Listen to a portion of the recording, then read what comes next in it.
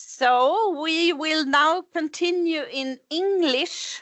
We are now going to hear about crowdsourcing for disaster resilience, the role of volunteers in emergency preparedness. And I have the great honor to present Dr. Paki Kumar from University College London. Please come here. Yeah. And you are a conservation architect with more than 10 years of experience in heritage conservation and management. And you have worked in many interdisciplinary international teams and challenging projects in India, the UK, Italy, and Denmark. Yeah. And your PhD research focused on learning from the past and preparing for the future, cases and tools for cultural heritage during disasters. And we will now hear a presentation for you. So I leave the floor for you to you. Thank you so much. Would you mind switching on the Please give a round. Thank you. It's fantastic to be here, and thank you for inviting me and giving me the opportunity to speak here today about my research. My name is Paki, and I come all the way from London, and it was fantastic to hear the session before the coffee break, to hear what is going on in Sweden and how you are dealing with misinformation, but also with the technology which is rapidly changing. So I bring in some perspective from the cultural heritage side of it, and I'm going to present about 10 years of my research. So please forgive me, if it seems like a lot of rambling and it does not, dots do not connect. I'm very happy to answer any questions at the end, but please do bear with me, if you think that I'm just talking, if I'm all over the place in this presentation. So before I begin, I just want to talk about crowdsourcing and what it means, because I believe, we have diverse expertise in this room today, and not everybody might have the same understanding what crowdsourcing really means. Crowdsourcing is basically an umbrella term that is used for any kind of initiatives in which large groups of people are come together to achieve a goal. And this is usually nowadays, internet is the medium that's being used a lot to crowdsource, and it's unthinkable that you would have crowdsourcing without the internet. But I'm going to give you an example of 1966 and how crowdsourcing was carried out without internet, but at the same time very effectively. In this presentation, I'm going to make three key arguments. The first one is, during disasters, all heritage sites are not equally at risk or vulnerable.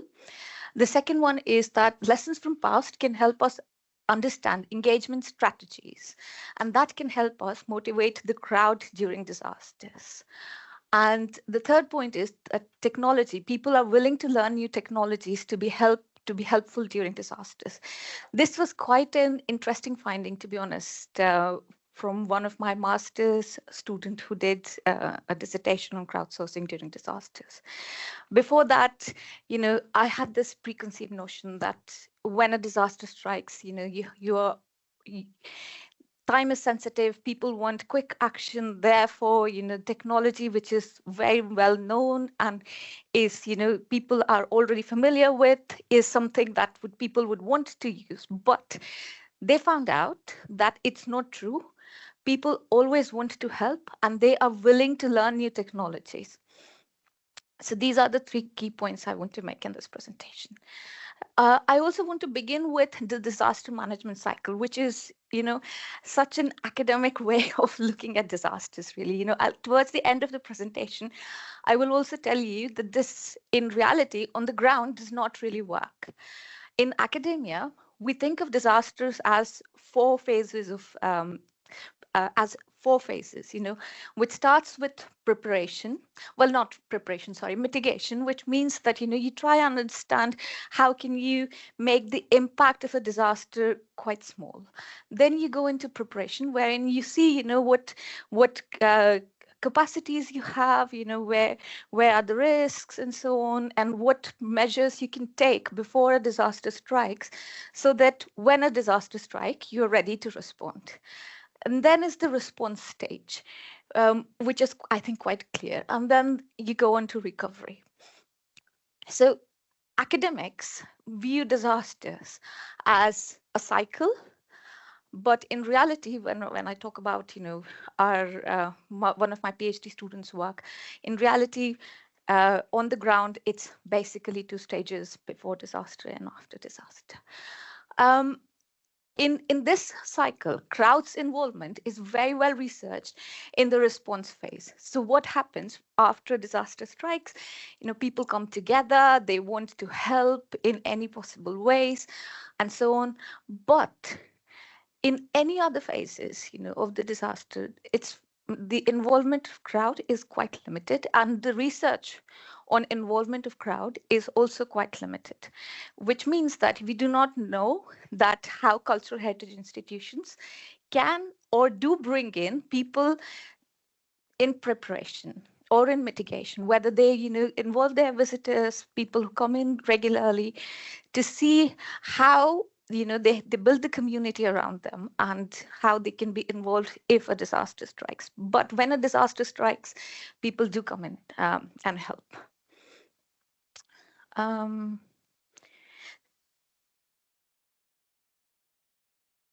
So like I said, I'm going to speak about the lessons from the past, when there wasn't any internet, but crowdsourcing did happen back then as well.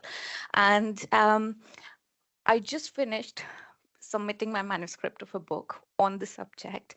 And to be honest, this is the first time I'm going to talk about the findings that, that's included in the book. So I'm pretty excited about it. I hope I make sense today. So going back to 1966, and looking at Florence, which is a historic city besides the river Arno, with all the cultural heritage, all the important cultural heritage organizations besides the river, such as Uffizi, which is right here, then the Biblioteca, which is also besides the river. The 1966 flood was one of the events that was catalyst in heritage conservation. Before 1966, the restoration and conservation did happen, but in different places, in different countries, there wasn't many knowledge exchange.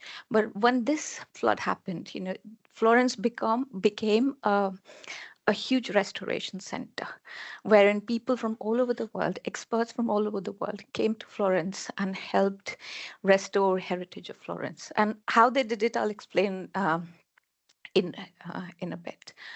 But when this flood happened, there was very little warning. There was almost no preparation. They had important collections in the basements. They had important collections also on the ground floor, and the flooding was up to the first floor, which meant that all the collections that were in the basement and also in the ground floor were all impacted. And people put their lives at risk to save heritage of Florence. There was an early warning. This was given to people who could do something about this. And heritage managers, director of heritage organizations went to these museums and risking their own lives, they carried these objects, the paintings, scientific instruments, and a lot of important heritage objects to safety. Some of them when they describe their stories, they say that the water was up to their neck when they said that this is enough, I cannot rescue anymore, and they moved on to safety. There was another museum director who said that the bridge was shaking when they were running across carrying these paintings that they felt needed to be saved. So people put their lives at risk during this flood to rescue heritage. Once the waters had receded, people came together, and there were three goals in this crowdsourcing. The first goal was to rescue heritage, the second one was to restore heritage, and the third one was to fundraise for heritage. Rescuing heritage, like I described, happened when the floods was at its peak, but also happened when the waters had receded. When they realized that the basement was, all the objects in the basement were impacted, all the objects also in the on the ground floor was impacted, they had to carry it to safety, and all these materials were quite sensitive. You have to understand that materials like paintings, materials like textiles, and maybe also all kinds of museum objects, when you put them in water for more than 24 hours, the properties of the material changes. It becomes more vulnerable to other kinds of impacts like mold, dissociation, and so on. So the first thing that they wanted to do is to carry these objects that were impacted, that were swollen with water, to safety, and they transported it to a safer location before restoration could be done. There was also accidental handling in the rescue phase. There is one interview that I listened to in the British Library. People were, remembering how they rescued heritage, and somebody was talking about how they actually stood on a pile of manuscripts while taking a picture, because they wanted to be on a vantage point where they could see, large areas, and they were actually standing on a pile of manuscripts without realizing actually that they were doing that. So these kind of things, in post-disaster times, is very common. Mishandling, sometimes looting as well, depending on the context that you are in. These kind of things do happen in heritage context. So I've already said, about restoration, that different materials were found in different conditions because of its materials, because of its exposure to water, and its sensitivity as well. And to help in the restoration of heritage, experts from all over the world came to Florence, and they were paid by their organizations in their respective country to travel to Florence and work in Florence. So Florence then became a huge knowledge exchange center for heritage restoration. So there were restorers from Ghana, Ethiopia, also Sweden, Switzerland, Denmark, Germany, UK, and USA. And I'm sure there were many, many others, but these are some of the countries that I found in my research.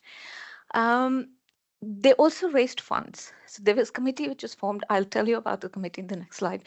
But the committee's goals were to raise funds for restoration, and the US-based committee raised about what is equivalent of $20 million today, which is quite substantial amount of money. If I compare with any crowdfunding projects, which is in the heritage sector in today's context, the maximum amount of money that I've seen in crowdfunding is about $11,000. And we're talking about 20 million in 1966. The UK-based committee, they raised close to 200,000 pounds, and all of this was sent to Florence to restore the heritage of Florence. Now, this is the interesting bit. When I talk about crowdsourcers are, there are two kinds of people in crowdsourcing. One is crowdsourcers, the other one is crowd. Crowdsourcers are the people who are responsible for strategic decision making in crowdsourcing, and crowd are the people who generally do tasks and are not looking at the bigger picture, not looking at the strategic ways of resource allocation and so on. So crowdsourcers in this initiative, there were committees that were formed in Italy, in the UK, in US, Netherlands, Mexico, Australia. There were many, many other countries that also had committees that were formed to help Florence. And these committees were formed of diverse groups of people. There were art historians, there were heritage managers, there were politicians, bankers, and so on. So that means that their reach to the society was wide because of their diversity. And they were also influential people. Influential people like Ted Kennedy, who was a senator back in the US. Jacqueline Kennedy, an ex-first lady of the US, was heading the US-based committee, and Liz Taylor, who was an actor, also very influential in the society, she wasn't a part of the committee, but she did some campaigns for the committee so that the committee's objectives reached to the masses. And the committees liaised with media, they allocated resources, they communicated with the crowd. They not only communicated with the crowd, they actually worked with the crowd. I shouldn't have wrote communicated. I should have written worked with the crowd. By working with the crowd, it means when I look at the letters from 1966, I realized that the crowd felt that they were in charge in this initiative. They weren't the ones who were just doing certain tasks and not responsible for a bigger picture. In fact, if you look at the letters, you'd see that crowd sent their own opinions about the restoration. So some of them said, look, you're spending a lot of money in restoration in these books, but if you look at such and such library, they have an extra copy of this book. So, why are you spending so much money? So they felt that, their opinions was being heard. These restoration centers were also open to people. So anybody who wanted to come and see the restoration works, which was ongoing, they could visit the restoration center. Again, it's like being on the equal footing with the crowd. And then they also organized events. Crowdsourcers organized a lot of events around the countries which was outside Italy, which is quite obvious because Italy, wherein it was disaster struck, you would think that people would want to first come back to life, like their own normal lives, before they can think about wine and cheese evenings, disco parties, and so on, which is the kind of events UK-based committee did. And also US-based committee did. They also did lectures, and they did a wide variety of events, which could be catered to different kinds of people. So for young generation, it wasn't meant to be something. It wasn't meant to be an event which is specifically for restoration of artworks. It was for young people, for instance, it was a disco party, but the money that they raised out of it went to the restoration of heritage and so on. So there were a lot of events like this. Liaising with media was a particularly important task for the crowdsourcers. You can see a telegram that was sent by one of the crowdsourcers, which says, urgently need Daily Florentine newspaper coverage of art damage to help our salvation committee. The more they worked with the newspapers, the easier it was for them to reach to the masses. I have to tell you that it did not come without any problems. There are restorers who have written how media had painted a different picture while they were restoring. The media had come in and they said it didn't look authentic. The scene doesn't look authentic, so they would pick up some oil and mud and they would scrub it on the walls to take pictures because they wanted it to look authentic. So working with media, we have to understand that sometimes it's problematic. It is sometimes it could be staged, and media has its own agenda, but at the same time it has a wide reach. It has much more wide reach than us as heritage organizations or as a group of people, what we can reach, mass media can reach to a large group of people. Okay, how am I doing with time? 10 minutes. Okay, more. I know that I tend to speak a lot, but I will be quick. The call to participate. This is how they motivated the crowd. They sent letters. They wrote articles in newspapers. The crowdsourcers gave interviews in TV, and so on. The letters that they had written.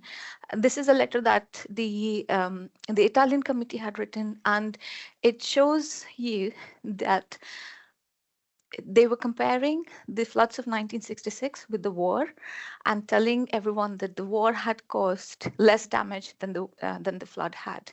So evoking a memory of the past.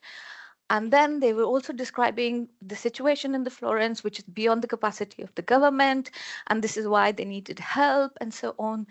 And they also told why Florence was valuable.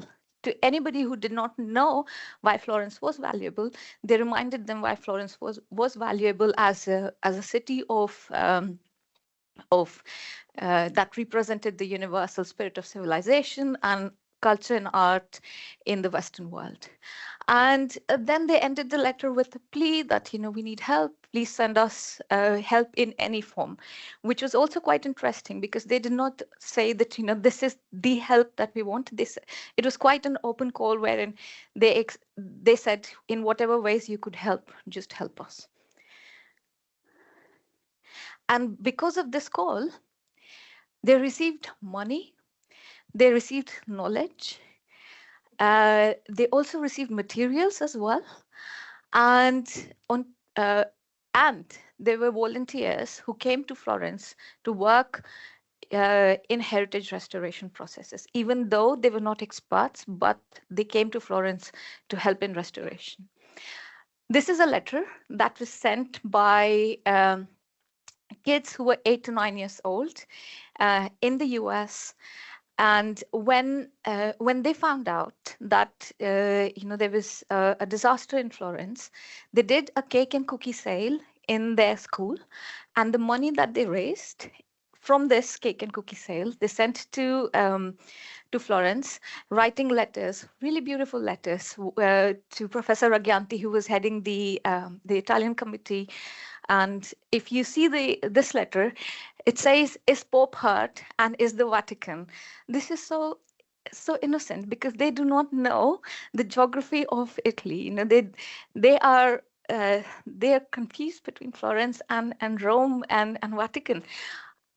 And this also tells you that people who had not been to Florence, and not only children, but people who had not been to Florence, not experienced Florence, had also contributed in this initiative, which means that, heritage doesn't need to be seen and appreciated by people for them to be able to contribute towards it. So in terms of motivation, memory played an important role. Those who had visited Florence were the ones who contributed, definitely. They said, Florence is such a beautiful city. We loved being there, and so on. People also influenced each other. The word of mouth, if somebody had been to Florence, and they would speak to their friends, they would speak to their colleagues and inspire them to contribute. Media also had an important role, like I already mentioned in the earlier slide. This map here shows you where all the contributions came from. And this is, I have to tell you, this map is drawn from a very small archives, which is in Lucca. And since drawing this map, my research has expanded, and I can tell you for sure that the impact was much bigger than what you can see in this map. But a total of 33 countries, at least 33 countries, had sent help to Florence. And the one other thing that we have to keep in mind is the attention of people declined with time, which means that when disaster is fresh in people's mind, then it's easier for them to contribute to send help. But as time passes, people move on to the next disaster and the next event and so on. It doesn't mean that the need on the ground is not there anymore, but it's people's attention goes to something else. So quickly about today's context, this was the past where we did not have internet. Now, because of the internet, the society has changed. The dynamics of disasters have also changed. And to understand this, I studied the tweets that was posted during the 2015 Nepal earthquake, the text as well as the images. And what I found out, I did a lot of manual analysis, and which is very interesting to see from past presentation how misinformation plays such an important role in today's society. What I found out that in this data set that I had, there was no misinformation, which was also quite surprising. People were posting information. They wanted everyone who was not in Nepal to know what was happening, how heritage sites were impacted, what was this, how do you say it, what the heritage site looked like before the disaster had happened, and what the heritage site looked like after the disaster had happened. They expressed a lot of sentiments. A lot of them were very sad, but some of them also expressed concerns that why heritage is getting such an important, place in the news media when there's so many people whose lives were at risk. A lot of people posted memory as well of them being in Nepal. Some people called for action, saying that we are here sorting out the debris and taking out important heritage objects. Just come and help us, posting their numbers on social media. And then there was noise, which is the tweets which seemed related to the Nepal earthquake, but really wasn't. Even though I did not find any misinformation in this data set, does not mean that the misinformation does not exist. One of my master's students, they looked at the tweets from the Notre Dame fire. And they found out that there was a lot of misinformation circulating on Twitter during the fire. So misinformation does exist, but how we're going to deal with it is something that is also an area of research for us. In terms of images, I found out that people were posting images of situation, which means what had been impacted in Nepal. They were using the heritage sites to send a message like "Stay strong, Nepal. Pray for Nepal." Then they were also posting memories. The first two images that you see here are from 1914 earthquakes. So memory of a past disaster was circulating in social media during the 2015 earthquake. They were also posting the memory of themselves being in Nepal before the earthquake. And then lastly is the practice. This truly tells you the value of heritage in people's mind. The Nepalese people were praying in heritage sites that were damaged. You can see, they're praying in rubbles. For them, it does not matter whether the site is intact or not. It is still a place for worship for them. It is still a place that is important for them. And then the last image that you can see here is a practice because of the social media. We live in a selfie generation. I mean, if I can call this term, I don't know. But this was, again, an act that you can see on social media or even during disasters. Whether it's problematic or not, I will not discuss this, but this exists in today's society. Like I said, the dynamics of disasters have changed. Because of the internet, there are two things which is happening. The crowdsourcing initiatives that are being carried out today, they have two main goals. One is to digitally preserve the memory of damaged heritage. And the second one is to rapidly carry out damage assessment processes. In both of these, information is the key. We want information, and we want information immediately. And this is an image from the National Museum fire in Brazil. I don't know if you all know, but there was a crowdsourcing initiative right after the fire, and some of the Wikimedians actually came together and they hacked on the server to download data from the museum's website before it went offline, because they had a fear that the server was in the museum and all the data, not only the objects but also the data, would be lost if the servers are on fire. And they were able to download a lot of data from the museum's website, and people from all over the world came together. And this is where they were ready to learn new technologies to be able to help people who were not Wikimedians, were learned how to to navigate this. It's not an incredibly difficult system, but somebody who is new and has to act on time, because during disasters, time is very sensitive. People are eager to learn to be able to contribute.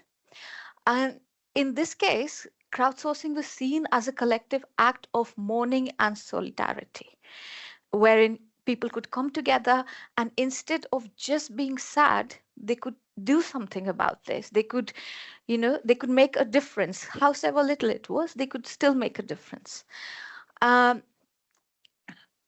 In today's context, this is again a finding from my master's student who interviewed some of the crowdsourcers in today's context, that data quality is a key challenge in today's context. We want information, but we're not getting good information.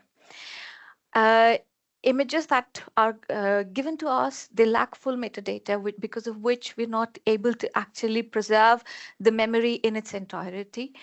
The locations were ambiguous in certain cases, because of which it was difficult for them to analyze where exactly is this image coming from, whether, if it was GPS, I don't know what's the right.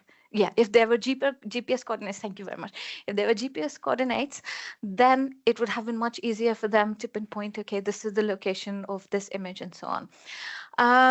And then they also said that, they had a lot of duplicate data that was submitted. So this is a process that we need to keep working on and understand how we can, deal with these challenges and overcome these challenges.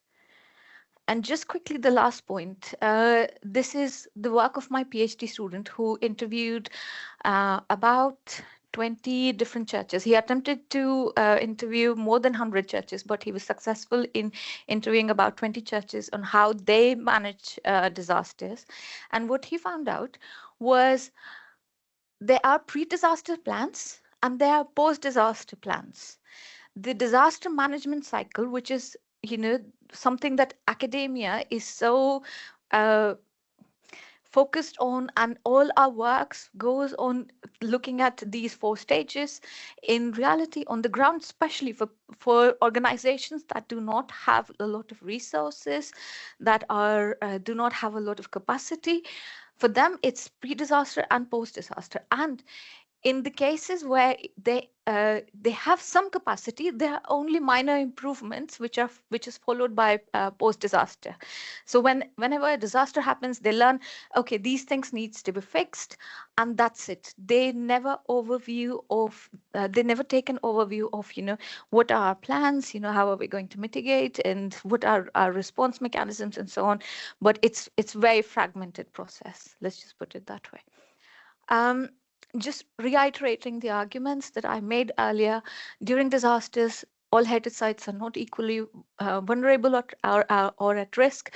We saw in Florence, the ones that were located close to the river were badly impacted, but those that were further on were not so much. Then lessons from the past can help us understand engagement strategies that can help motivate the crowd during disasters. We saw how crowdsourcers made an appeal to the public and how the public came together following the appeal. And lastly, people are willing to learn new technologies to be able to help.